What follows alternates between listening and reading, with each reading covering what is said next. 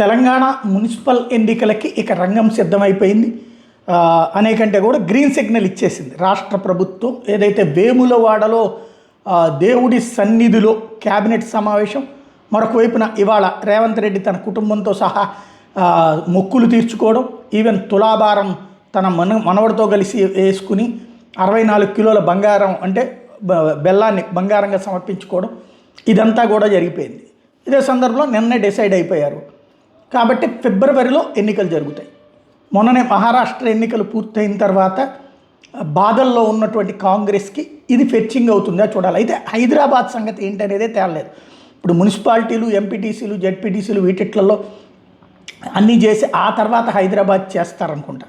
అదే జరిగితే కనుక ముందు మున్సిపాలిటీల్లో విజయం, ఎంపీటీసీలు, జెడ్పీటీసీల విజయం, వీటిట్లో ఎంత పర్సంటేజ్ వస్తుంది ఇవన్నీ కూడా లెక్క. రెండోది హైదరాబాద్ని ముంబై కంటే పెద్ద కార్పొరేట్, ఇప్పుడు ముంబై 227 సీట్లు ఉంది, హైదరాబాద్ని 300 కార్పొరేటర్ సీట్లకి తీసుకొస్తానన్నారు. ఇది మొన్న కొత్త వాటిని కలపడం. కాబట్టి అవన్నీ ఎట్లా అంటే ఇక దశల వారీగా ప్రక్రియ సాగుతుంది. కాబట్టి ఇక అన్ని పార్టీలు ఆల్రెడీ సిద్ధంగానే ఉన్నాయి. ఎవరి సత్తా ఏంటో తేలిపోబోతోంది.